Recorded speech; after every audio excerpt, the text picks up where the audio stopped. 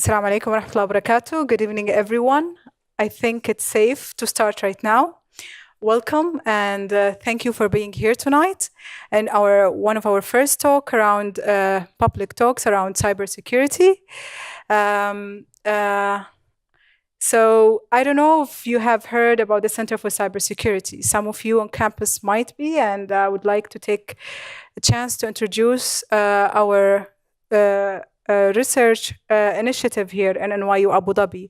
Thanks to the generous donation of Government of Abu Dhabi and NYU Abu Dhabi Research Institute, we have been able to establish the Center for Cybersecurity that hosts faculty research around cybersecurity. So we do research around hardware security, security forensics, hardware cryptography, avionics security, and multiple themes around cybersecurity. So I think I had a brief discussion with Al that says anything that moves can be hackable. We have to prove that theorem somehow. Yes, so our talk today is How Can You Trust Your Chips, or Do You Trust Your Chips, by Professor Ozgur Sinanoglu. So Ozgur Sinanoglu is the director for Design of Excellence Lab at NYU Abu Dhabi, and his recent research interests are in hardware security and trust. His research is being funded by the U.S. National Science Foundation, U.S. Department of Defense and Semiconductor Research Corporation, and Mubadala Technology. His team has launched last month the first chip that has security on it based on digital locking. Tonight he's gonna give you a preview about it. We want to extend the thank you for everybody within NYU Abu Dhabi for their effort with us to make sure that we do actually have this prototype out in the market, and maybe specifically the technical core people as well. I've seen Riza around here. Thank you very much for your help, and enjoy the talk. Thank you.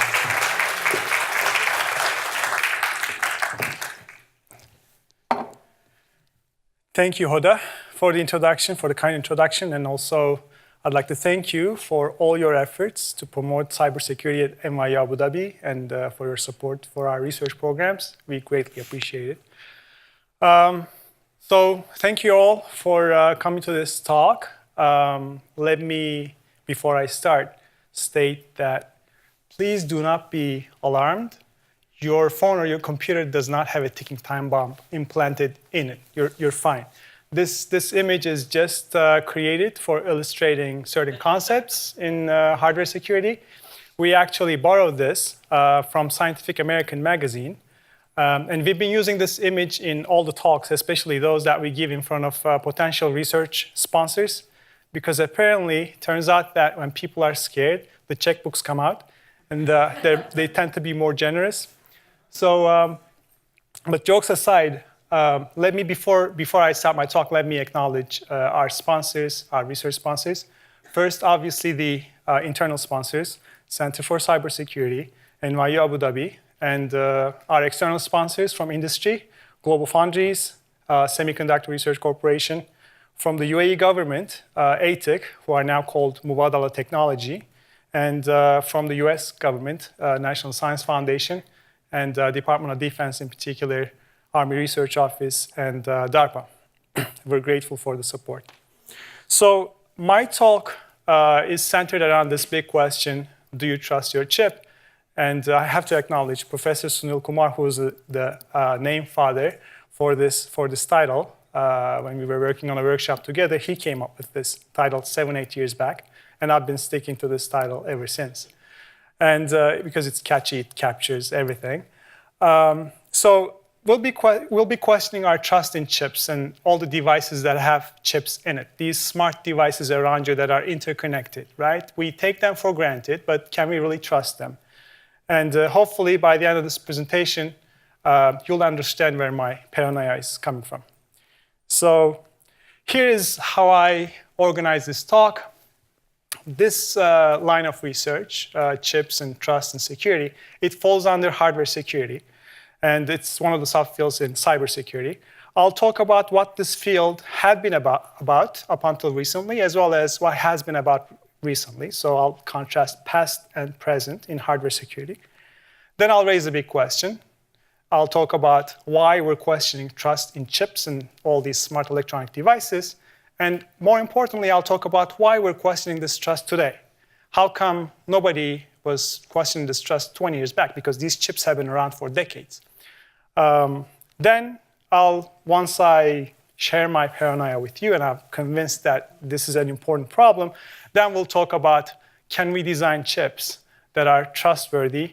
What are the things that we need to do? And in particular, I'll talk about the efforts that we've been taking here in NYU Abu Dhabi in our labs. And I'll talk in particular about this chip that says NYU AD on it, that we call a trusted chip. And finally, I'll talk about other efforts out there. So, hardware security. Before getting into hardware security, let me take a big step back and talk about cybersecurity. Let me first say that there is this field called cryptography. It's the use of codes and ciphers. So whenever two parties are communicating in secret, they don't want others to tap into this communication. And by listening to the conversation, they don't want these other parties to understand the secret content of the communication. So people use codes, people use keys to encrypt and decrypt things. And the whole field is referred to as cryptography. This field goes back all the way to ancient Egyptians. Apparently, they used to use, in certain hieroglyphs, very basic forms of cryptography, not for secure communication, but rather for the fun of it. They used this for creating puzzles and amusement for each other. And then the ancient Greeks, the Spartans, they used these simple mechanical device called skytale. In this device, what they do is they wrap a parchment around the rod, and then they write this secret message on the rod, on this parchment, and then they unwrap, take the paper out, and then they add random characters around the secret message. So when somebody looks at this parchment, this paper, they would see a garbled message. But when the recipient gets this parchment, they would actually wrap it around the rod with the same diameter as the one that you use to create the secret message. So this is how the generals used to communicate during the times of war in ancient Greek times. Apparently, wars bring out the best in people. So this is the famous Enigma machine that was used during World War II by the German to encrypt messages. And then, people came up with mathematical definitions, theorems, proofs, algorithms that got implemented in software to encrypt and decrypt messages. And in the context of wireless communication to ensure secure communication. And finally, to do real-time, fast encryption and decryption on huge amounts of data, these crypto operations were directly implemented on chips that perform these encryption and decryption operations. And we refer to them as crypto chips. So these crypto chips, you would see their applications in smart cards, in your TV set-top boxes. These boxes allow you to watch the channels that you pay for, right? Ideally. And then there's this other field called cryptanalysis. This field is basically, it studies the hidden aspects of systems. It's a fancier way of saying breaking codes. So these two fields have evolved hand in hand. And this field also goes back more than 1,000 years back. This was the first manuscript from this region. First manuscript about decrypting cipher messages. So it was actually talking about very basic forms of frequency analysis. And then people have done also sort of mathematical and frequency analysis. Again, during World War II, the famous bomb machine by Turing and Welchman to break Enigma codes, breaking of wireless encryption protocols and algorithms, in particular web. And finally, people directly hacking into hardware and trying to steal or manipulate on-chip assets, on-chip secrets. Whatever you see on the slide right now is the hardware component. Basically, it's the hardware security field. On the left side, we're talking about defenses. On the right side, we're talking about attacks. And these things are really iterative in nature.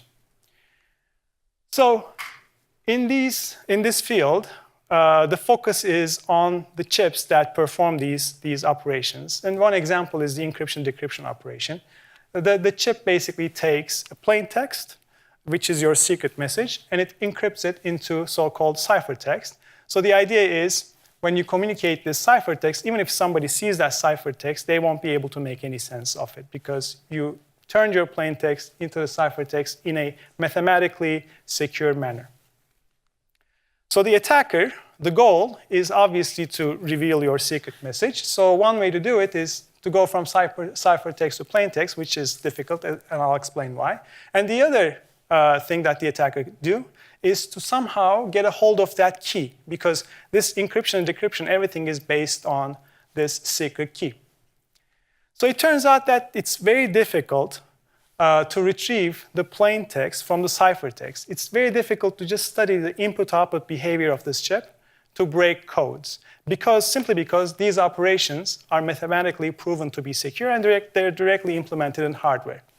So instead, what attackers do is target the physical implementation of the chip rather than the input-output behavior. So, and this is so-called the side channel behavior of chips. When chips are running, certain operations are slightly faster. Certain operations consume slightly more battery power.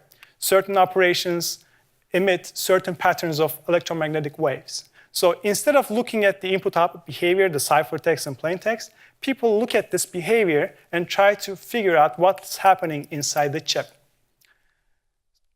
This is a picture actually from our lab. We have this setup that enables us to look at the power consumption behavior of the chips to be able to deduce about, things about what's happening inside the chip. And if we do a rigorous enough analysis, we hope to recover the secret key on the chip based on this information. And similar analysis can be done by looking at the timing behavior, by looking at the electromagnetic emission behavior of the chip as well. All this is called, all these efforts are referred to as side channel attacks. The other form of side channels is basically to misuse the infrastructures within the chip that is there for a good reason, for a good purpose. So these chips are so complex that when they fail, it's very difficult to pinpoint the problems. So that's why designers put in some infrastructures to enable this debugging or testing operations. And that's how, with this great access, they can say, oh, this must have gone wrong with my chip when it failed. Access is great for testing and debugging, but access is a terrible idea when it comes to security, because security requires really restricted access. So you see where I'm going with this. People have abused this infrastructure inside the chips, the test infrastructure, and they extracted or manipulated on-chip secrets, on-chip assets by leveraging or exploiting this infrastructure. So practical applications of these. What happened? A few years back, when Xbox 360 came out, it took only 4 months for the attackers to hack into the platform by, as I said, exploiting the test infrastructure on the console. And this way, they were able to play pirated software. They were able to even turn the console, gaming console, into a computational platform for the fun of it. So it took only 4 months. And here's the thing about hackers, and I'm choosing my words carefully because the last thing I want is to annoy hackers. When they break into things, when they hack certain devices, what they want to do is share that with everybody else and invite everybody else to do the same. So what they do is they come up with crystal clear set of instructions and they publish them on some website, and they invite everybody else to hack into Xbox 360. As a result, this goes viral, and then it's a huge revenue loss for the company. Another example is the hacking of the satellite TV receivers. Again, people have shown that they could misuse the infrastructure, the test infrastructure on these receivers to manipulate the on-chip information to be able to watch any channel that they'd like without paying for them. And again, once they figure out how it's done, they publish the step-by-step instructions on a website, and they invite everybody else to do the same. Again, huge revenue loss for the content providers. So up until very recently, about a decade ago or so, this was mainly what hardware security field was about. It was focusing mostly on these crypto chips that had some sort of secret on-chip assets. and people on the attack side leveraging all sorts of side channels to be able to extract or manipulate this secret information on these chips. Recently, though, the focus has widened from only crypto chips, which are your smart cards and all that, to all the chips.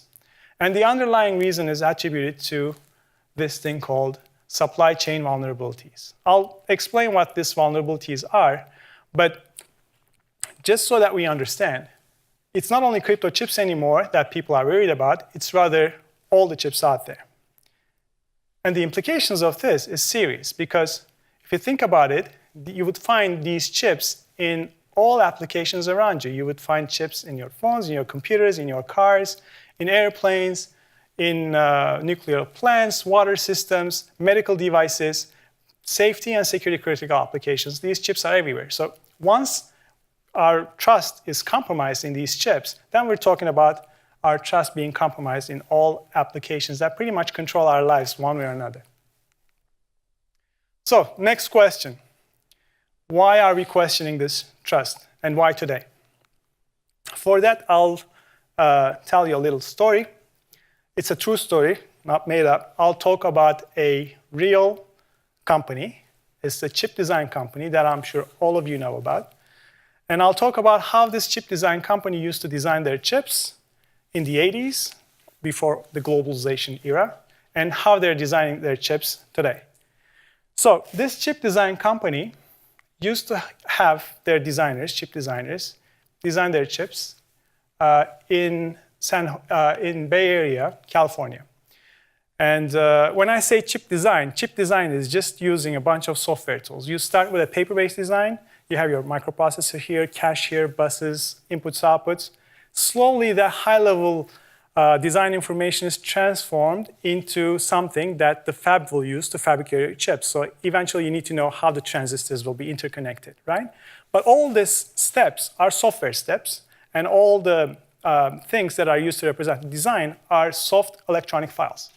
So people use their computers in Bay Area to design these chips, and once the chip is ready to be fabricated, the fabrication also used to take place in the same place, which is the Bay Area. And then once you fabricate the chips, things go wrong, certain chips are defective, you need to screen them out. So they need to go through a testing process. That process also used to happen in the Bay Area. And then once the silicon is ready, you need to put it in a package, a black package with the pins sticking out. That's called packaging and assembly. Again, this step used to be done in the same location, Bay Area, which is where the headquarters of this company was, California. And then once the products are ready, they were deployed all around the globe, supporting various applications. So this was 30, 40 years back. Of course, things changed in the meantime, and there are two significant changes. Number one, the designs became way more complex. Today, you want your cell phone to be able to receive phone calls, send, receive SMS. You want to be able to check your mails. You want to play videos. You want to do online banking. You want all sorts of applications running on your cell phone. So you want the hardware, the chip, to support this variety of applications, which means you need an expertise. You need a diverse set of expertise to design one chip that supports it all, right? So the chips today are way more complex compared to the chips 30, 40 years back. As a result, it's not a small single team that's designing an entire chip today. It's tens of teams working together to design one chip. That's problem number one. Problem number two, when the time comes, you finish your design, you need to get it fabricated. But to own your own chip fabrication facilities, you need $5 to $10 billion. So more and more chip design companies are going fabless. In other words, they're using third-party fabrication facilities to get their chips fabricated. So because of these two reasons, there was a huge shift in design paradigm, and globalization came to the rescue. People used more and more outsourcing of these steps. So this same company, same design company, what they're doing now is instead of designing everything in California, they're going to other companies in Europe, India, and China and buying design blocks from there. So microprocessor block, they go to the experts in the UK, they take it from there. Other blocks, they go to India and China, etc. Once the design is ready, the fabrication happens by a third-party company in South Korea. Testing now happens in Taiwan. Packaging assembly happens in China. But the headquarters of the company is still in the Bay Area. And once the products are ready, they're deployed just like in the past to all the devices out there around the globe. Any idea who this chip design company is? Not Samsung. Not Intel. Intel is one of the few examples, few chip design companies that hold on to their fabs. Apple. Okay, you shouldn't have answered. Apple. So it's actually Apple. So I thought you would like to know more about your iPhone. So that's why I picked this example. So as you can see, the design and manufacturing flow is highly distributed today. In the past, it used to be centralized. Everything used to be done in one controlled facilities under the control of a few people. But now, single chip, the operations, the process on a single chip basically spans across the globe, various teams, different companies. It's very interesting because up until this slide is slightly outdated in the sense that up until a couple of years ago, Apple used to use the fabs of Samsung, their main competitors. So this is a very interesting relationship. And this changed in the last couple of years. They're now using another fab, TSMC. It's a Taiwanese chip fabrication facility. Still third party, but they're no longer using Samsung fabrication. So because the flow is highly distributed today, people are concerned about a variety of things. And these are basically main concerns. So for instance, we're not only talking about counterfeit pills or watches or bags, but we're talking about counterfeit chips today. That's one problem. We're talking about all sorts of piracy problems, obviously, because information is changing hands, right? We're talking about reverse engineering, and we're talking about Trojans in the context of hardware. So I'm sure you're familiar with software counterpart. At some point in your life, your computer must have been infected with software Trojans. You just find the right software, erase it, and move on. You can't do such things with hardware because it's injected in there physically. So let's first talk about hardware Trojans. Hardware Trojan refers to tampering of the design and malicious circuitry being injected into the design at the hardware level. Now, why would somebody want to do such a thing? Well, they may want to control chips remotely. They may want to create kill switches to disable chips remotely. They may want to create backdoors to leak information off the chip while the chip is computing or communicating. So there are a variety of reasons why this can be done. And how can this happen? Well, I talked about chip design companies going to other chip design companies and buying blocks from them. It's already very difficult to verify whether a design block is doing what it's supposed to be doing. It's a whole research field called functional verification. There are tens, hundreds of papers being published every year. It's a very difficult problem. Imagine how difficult it would be to verify whether the block is not doing anything additional compared to what it's supposed to be doing. And that's what I'm referring to Trojans, right? So it's a very difficult thing to detect Trojans coming inside design blocks. The other source for these Trojans could be the fabrication facility, because you send your design to them for them to fabricate, but they could make small changes to the design and insert malicious circuitry into the chips. And we refer to them as hardware Trojans. So the next question is, are these things real or fictional, right? That's what you must be thinking. In our community, unfortunately, we can't talk about a real proof, real hardcore proof where we say, hey, this chip, there was this Trojan injected in it and we detected it. We can't talk about such things. People in our community, attribute to the fact that it's typically damaging to the reputation of the company, so certain findings are swept under the carpet, etc. I'm not going to get into that. But in our community, we talk about anecdotal evidences. And about a decade back, we refer to this story, real story, as source of hardware Trojans. Country 1 attacking country 2, via a couple of jets, and then for whatever magical reason, the green dot on the radar just disappears because the radar system is remotely shut down. It's simply because Country 2's radar system was not one that was built by them. They just obtained that radar system from another place. So we attribute this to hardware Trojans in our community. The other problem is counterfeiting. So, and the most commonly found form of counterfeiting is people collecting these scrap boards from used devices, taking the chips out of those scrap boards, polishing them, making them look like brand new, and then binning them, sorting them, and selling them as brand new. So a lot of these used chips, whether they're working properly or not, they're sold as brand new. And we refer to them as fake, unauthentic, counterfeit chips. This is a huge industry in certain parts of the world, and billions of dollars is lost every year because of counterfeiting. And about a decade back, in the US, counterfeit Cisco network components were detected. And the problem back then was that these components were to be used in military applications. So FBI had to get involved. Counterfeiters were sent to prison. And back then, the real concern was really not the profit that these counterfeiters were targeting, but rather whether these counterfeit chips had some backdoors in them, the Trojans. FBI was mostly concerned about these Trojans. And then they did their analysis, and they said that they didn't encounter any Trojan structures.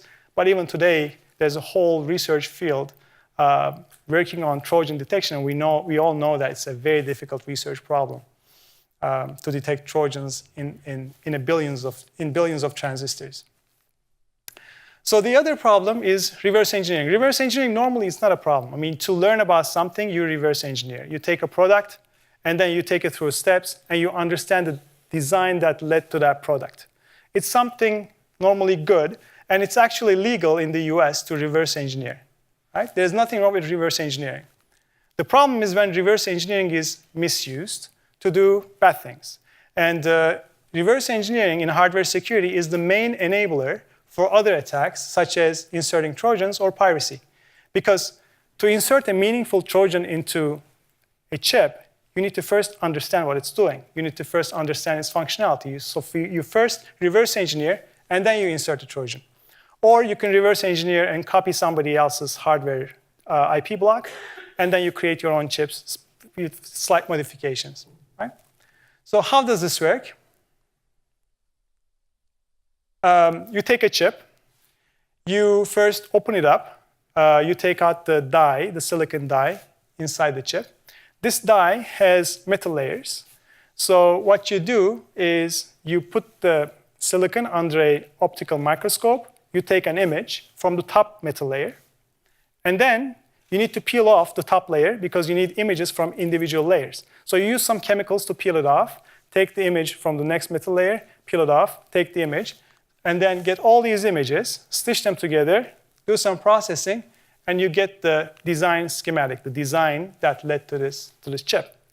And if you want to misuse this, you can clone it, you can create your own chip, or you just study and understand what this chip is doing.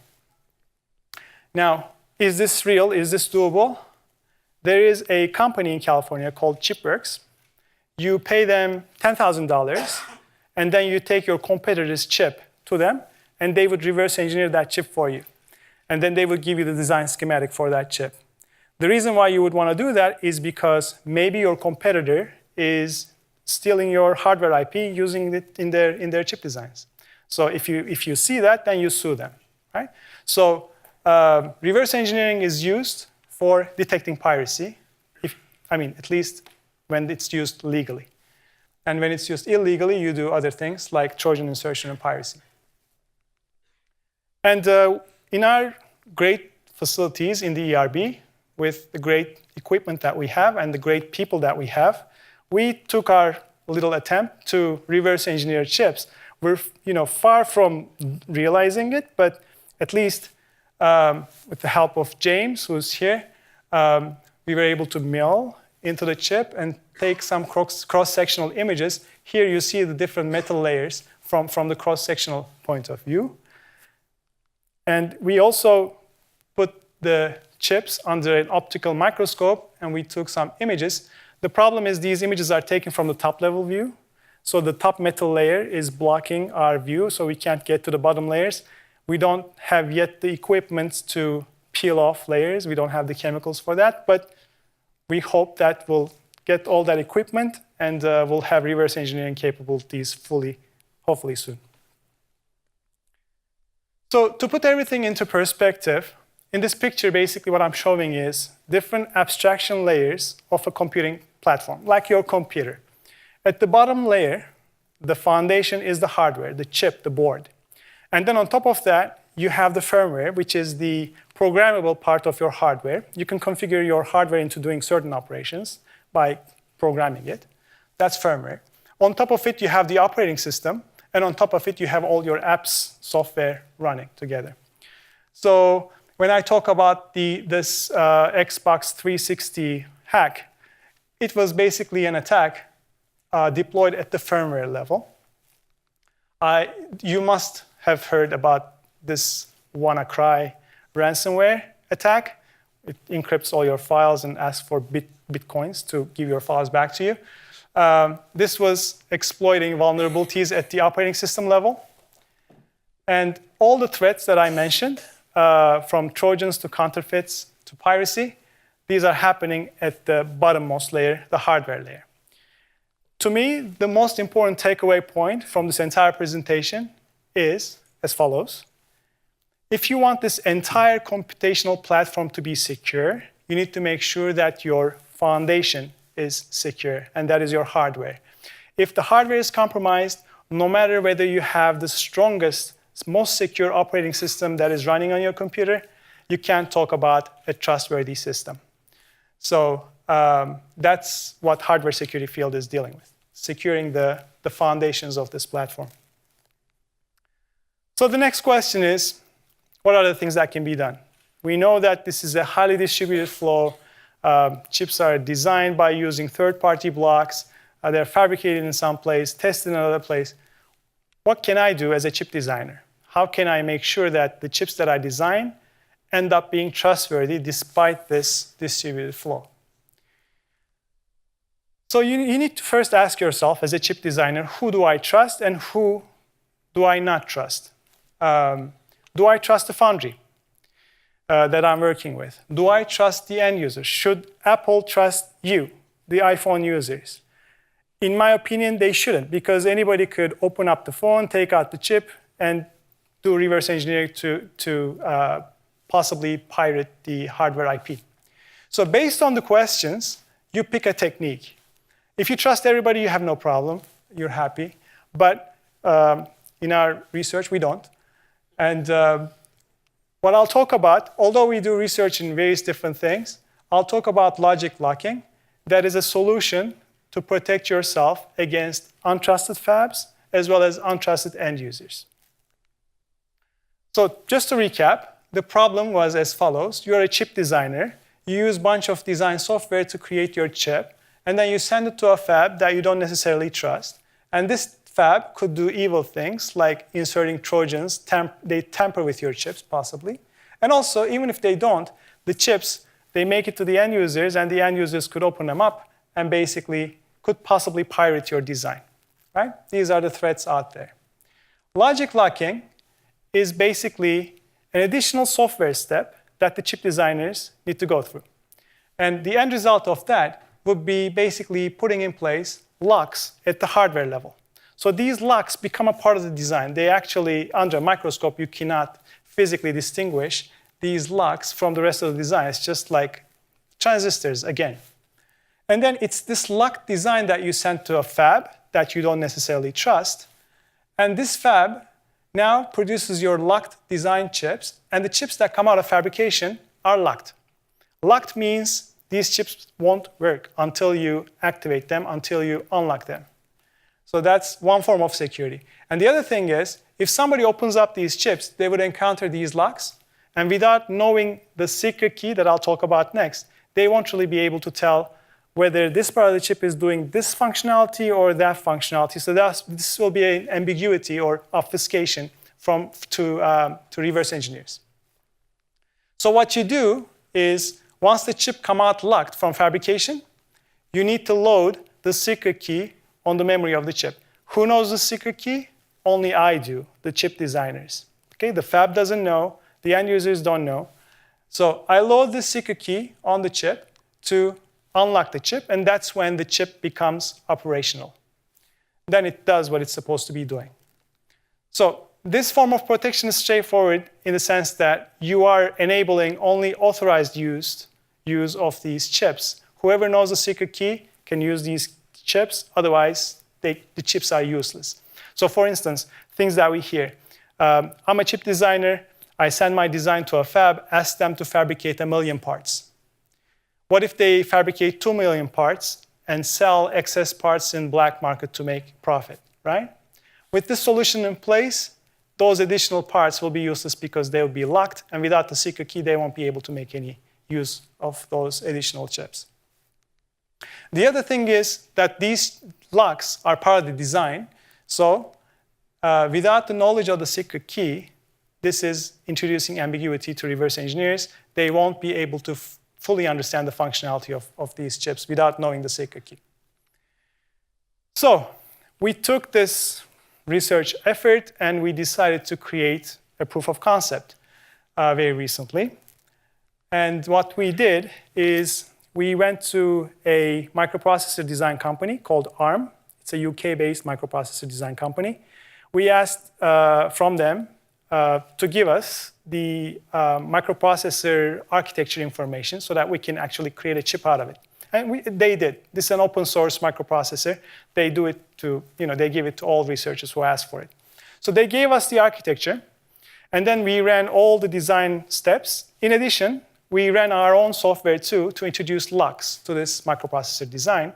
So we created a locked version of this microprocessor design, and we sent it off to a fabrication facility in Singapore. The fab belongs to GlobalFoundries. Side note, GlobalFoundries is the #2 chip fabrication facilities in the world, and it's owned by the UAE. So this tells you that UAE is heavily investing into electronics, which is great for researchers like myself. So anyways, we got the chips back. These chips are locked out of fabrication, and we basically loaded the keys to them to activate them. Let me just play a little video that you may have seen outside, maybe 10 times already, but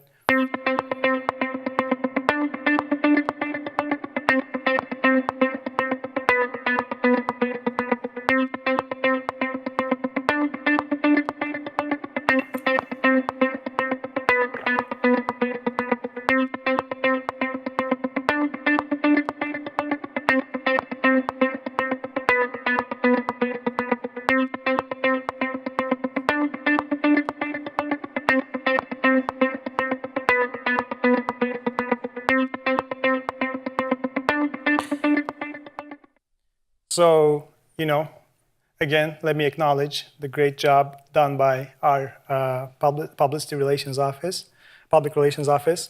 And also, let me just run a little demo that tells you what these chips are doing or what they're supposed to be doing. So in this demo, we have 2 chips. One of them is locked, and the other one is unlocked. The locked one is just the chip that we received from the foundry. It doesn't have the secret key loaded on its memory. We're going to ask this chip to print CCS on the screen, 1 character at a time. But because it's locked, it will not perform the duty. It will hang.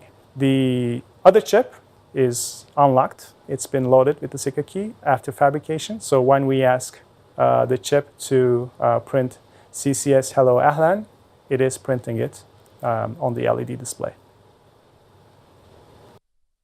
So this demo basically shows you the authorized use of these chips. If you know the secret key, you can make it, you can get it to work. Otherwise, the chips won't work. So in general, this line of research, and this applies to cybersecurity in general, it's a blue team, red team kind of an effort. Sometimes you act like the hackers, you break the defenses out there. and write a paper on it. And sometimes you come up with a defense and basically wait for others to attack and wait for others to break your defense and come up with a better defense next time. And we've been on both sides of the fence before. And just logic locking, for instance, this has been the evolution of this whole field. And the original idea was from Rice University, University of Michigan. In 2008, they came up with the first logic locking solution. And then 4 years later, we came up with the first attack that broke their defense. And ever since, in the last few years, there have been attacks, defenses in an iterative fashion. This is the nature of our research. And very recently, we came up with this solution, SFLL. I can claim that nobody can break it until somebody comes and breaks it, obviously. But what we're saying is we're kind of more confident compared to our previous solutions that this will be unhackable or unbreakable, not because it got into a good conference and it was peer-reviewed and all, that doesn't mean much, but because we have mathematical definitions, mathematical theorems backing the security of our solution. So I don't expect anybody to understand these theorems, obviously, but what it means is, what we claim is that if you have, and we have in this chip, a 128-bit secret key, using the current state-of-the-art equipment, the best ones out there, current capabilities, it takes a very long time to break it. It's a very long time. So, but again, somebody thinks outside the box, you make certain assumptions and they go around those assumptions and they may possibly break it. Just to make sure, just to add to our confidence that this is unhackable, what we just did very recently is we set up a platform where we give all the information about this chip to potential hackers out there. So we say, this is the details of the design, all the details. Of course, our locks are in there, and they don't know the secret key. So we're hiding the secret key, but everything else is available to the hackers. We're also giving them virtual access to the chip so that they can apply inputs, collect outputs. They could do that analysis too through this platform. The idea is to see whether somebody with this information, and this is the same information that you give to the untrusted fabs, right? So we expect, and we expect that nobody will be able to break it, but still we put up this platform to see whether that is indeed true. Because crowdsourcing is the best way to test your security. And the next thing that we're planning to do is we recently got a grant from DARPA, and they're inviting us to turn this research into deployment. And we're a 4-university team. Our job is to take this logic locking and turn it into an actual solutions that can be deployed. So is this all academic practice? The answer is no. These are the 3 companies, multi-billion-dollar companies, Mentor Graphics, Cadence, and Synopsys. These companies provide software to chip design companies. So they're actually software companies that help people design chips. One of these 3 giants, Mentor Graphics, introduced their version, their logic locking solution, very recently, and the tool is in the market now. But this is a solution that we broke 5 years ago. So they're kind of behind academia, but this is their first attempt to actually take a shot and introduce a tool to the market. We don't yet know whether the other 2 companies are planning to introduce their solutions or not, but the area is receiving a lot of attention, and there is market demand for these. So before I conclude my talk, let me acknowledge my team. They're here. The current members are here. The past members too, I'd like to acknowledge them. They've been doing all the heavy lifting, developing great ideas, implementing them. I've been the spokesperson. And I also like to acknowledge our sponsors one more time. And if you'd like to learn more about these things, you can visit our website. There are tutorials, papers, patent applications, everything is available. It depends on how technical you want to go. It's all there. And you can also send me emails. I can provide you with more material as well. So thank you all for listening.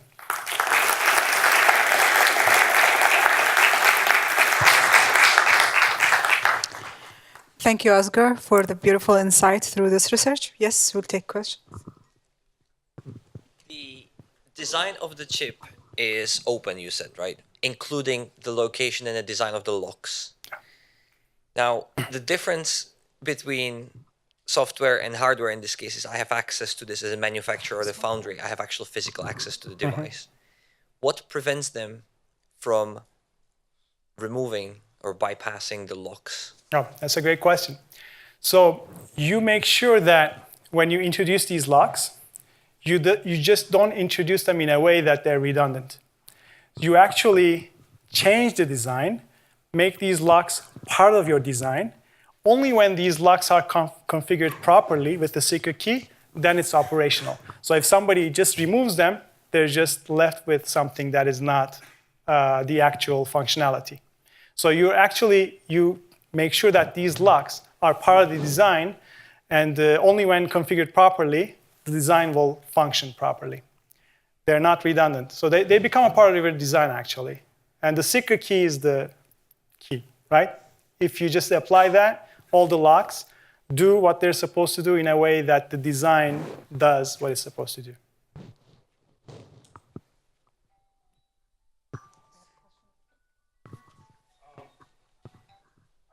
I'll talk loud enough, I hope. So with the physical locks in there, is there any time overhead? Are we losing anything in terms of efficiency?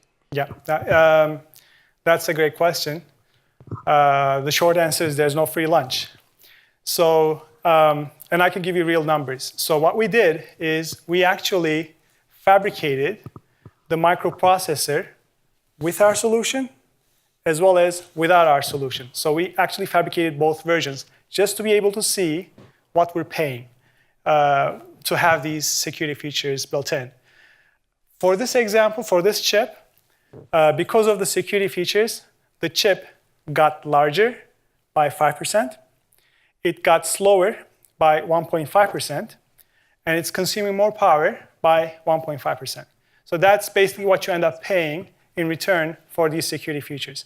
Now, we kind of test this in simulation that if you take larger, more realistic industry designs, these percentage numbers will go down. So they will be almost negligible.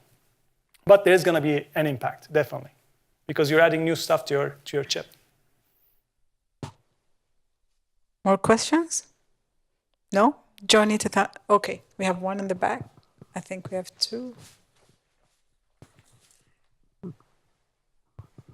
Maybe one could come to a conclusion, or one of the conclusions that due to globalization of chips production, it has resulted into less secure chips. Does this mean that if you bring back to the original destination production of chips, you'll end up with more secure chips? Oh, yeah, absolutely. But the problem is it's not financially viable anymore. The profit margins are getting so small in this electronics business that it's no longer making sense to maintain your fabs. So it's financially feasible to outsource your fabrication to a third party, and that's what all chip design companies are choosing to do.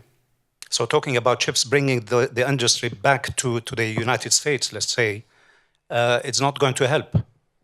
It would help, but all the fabrication facilities are now pretty much outside of the United States. And it's difficult to bring them back because there's a lot of experience involved when you move from one generation of manufacturing technology to the next. You carry that experience and you keep improving on it. Once you give it away, it's very difficult to catch up a few generations after to bring it back to the original place. So, it cannot be undone, in my opinion. It's a done deal. All the fabrication facilities are now outside the U.S. So maybe you need to send your reply to the top official at the White House. Everybody's aware of these. So, they're now trying to figure out solutions to get security and trustworthiness despite this distributed flow. And that's why they're funding this line of research. So that's what we're trying to do. Thank you. Thank you.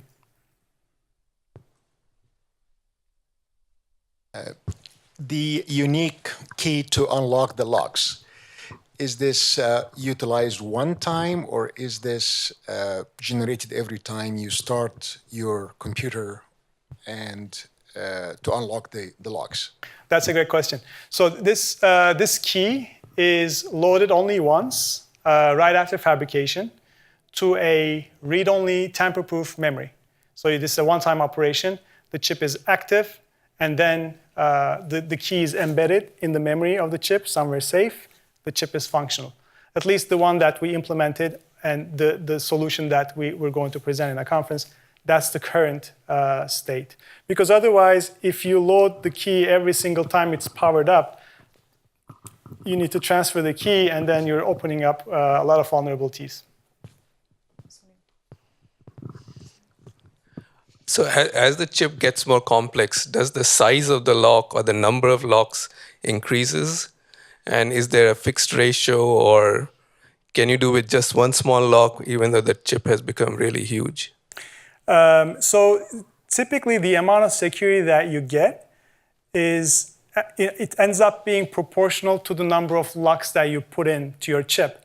So in that sense, the size of the chip is not relevant. So the more locks you put in, the more security you get. And that's kind of independent of the size of the chip. But this also means that for larger chips, the added cost gets smaller. But if it's a very large chip and you have just one small lock and an unlocked chip where the key has not been provided, you could perhaps do millions of operations and be correct. It's only a very small number of operations that go through that particular lock or need that real estate of the lock would not function or maybe give an erroneous result. So you could perhaps do a lot of functions without ever knowing the key. That is true. So there is this trade-off between how much you want to break the functionality of the chip, but then it's very technical. But if you do more corruption with these incorrect keys, it also means that it's easier to break this whole defense too. There are attacks that rely on that fact too. So there's that trade-off, and we have some theorems that show that trade-off and exploit that trade-off. You're absolutely correct.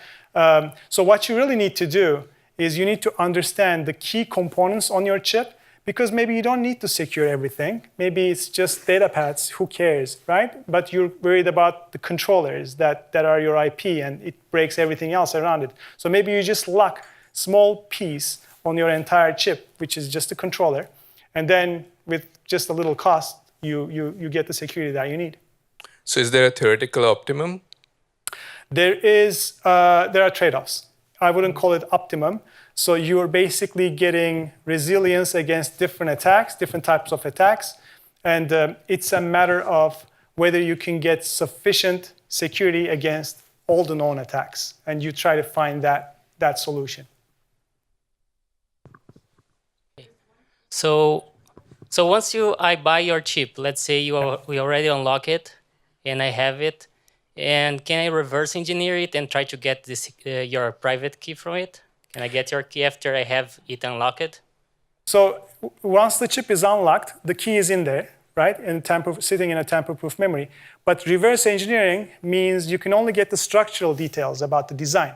The key is still soft. It's a combination of zeros and ones sitting in a tamper-proof memory. So the reverse engineering will not give you the values of the key, which is the essence, the heart of this defense. If you don't know the values, those zeros and ones, whatever you reverse engineer will not help you figure out what this chip is doing. And that's what we're doing with that attack platform. We're actually giving the reverse engineered netlist to the attackers. They just don't know the secret key. And without that key, we expect and assume that they will not be able to reveal the functionality. I have two questions, actually. One is a follow-up of this question. It's just that maybe the place that the attack could come from is in what you call tamper-proof memory. It sounds like that would be a place to look, and I don't know what tamper-proof. Maybe that's very, very tamper-proof. But then the other question is more general. You suggested that this kind of fabrication is very, very new, in the sense that the latest version is in fact 5 years old.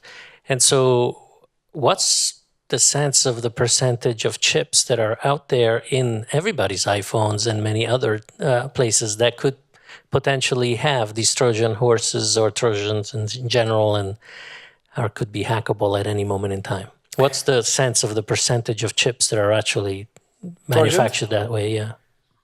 We don't have any hard proof in our community, so we really don't know whether actually there are chips out there that are Trojan. There are so many speculations.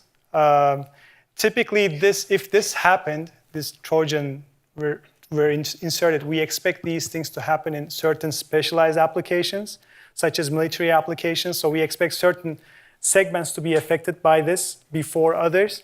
But again, there is no proof, there is no real data about these Trojans out there. So I won't, I don't have any data to back up what I'm saying. What was the other question? The memory. Is the tamper-proof memory. So the defense basically relies on the fact that there are these tamper-proof memories that you simply cannot extract data from. These are read-only memories. Physically, you can't extract information from these memories, and we're relying on that technology. If somebody breaks that technology, of course, the whole defense is collapsed. Yes? We'll just take one final question. Hi. So are you saying that the logs are entirely digital, as in there's no physical component to the logs? Because if... the locks are physical, but what I'm saying is, if you look at the actual design, the components of the actual design, it's just a bunch of transistors. The locks are no different. It's just a bunch of these transistors. So under a microscope, you look at the chip, you won't be able to distinguish the locks from the original design. So everything is looking the same. It's just a bunch of transistors connected together. So as in when the chip is unlocked, then the bunch of transistors are functional. What is stopping someone from replicating that chip and making those exact same transistors functional? They don't need to know the digital log as to which transistors need to be functional. They don't know the secret key values, the zeros and ones that are driving those locks. That's what's protecting this entire scheme. Without the knowledge of those zeros and ones, the binary secret key that drives these locks and configures them properly, they can clone it, but if they don't know the secret key, it's just useless. So they can get the structure of it, but they still can't run it. Exactly. All right. Yeah, I think I'm the last one. Thank you very much. I'm here. Thank you. Yeah, thank you very much for very informative, really, lectures. We are not specialized in this technology, but we gain a lot of things. My question is a general aspect. From time to time, we hear, like in UAE or any part of the world, the attackers, the hackers, they attack very strong financial, bodies like banking, like financial, institution, or these kinds which mean something, and they have the power to protect their, assets. Mm-hmm. Why? How come these hackers can attack or, what can say? They can go deep to that link. I mean, there is no way that these banking systems have the protection that to protect their their chips, for example, or so. Mm-hmm. And where is the gap? Where is the gap with this strong? Sometimes some military, so institutions, something they can be attacked. Mm-hmm. So where is the gap? I just want to know. Thank you. It's all about what resources are available to the attackers, and it's all about the ultimate motivation.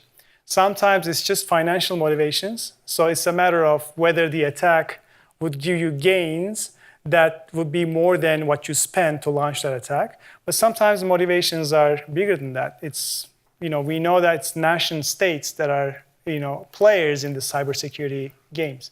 So, certain countries are investing into attacks as well. That's a part of the whole cybersecurity force that they have. So it all depends on the motivations and the resources that are available to them. And with enough resources, people are really creative, and hackers can find different ways to get around defenses.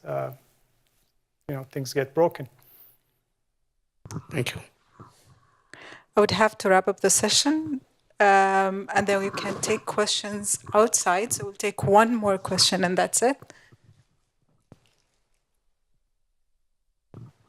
Say if you need to produce multiple chips and with the same architecture, do we need to, the secret key going to be the same for all the chips, or we can implement different secret key for individual chips? This is a very good question. So here in this example, we have one key for all the chips, the same key for all the chips, but you could create a different version of the solution where every chip, even though they belong to the same design, have their unique key.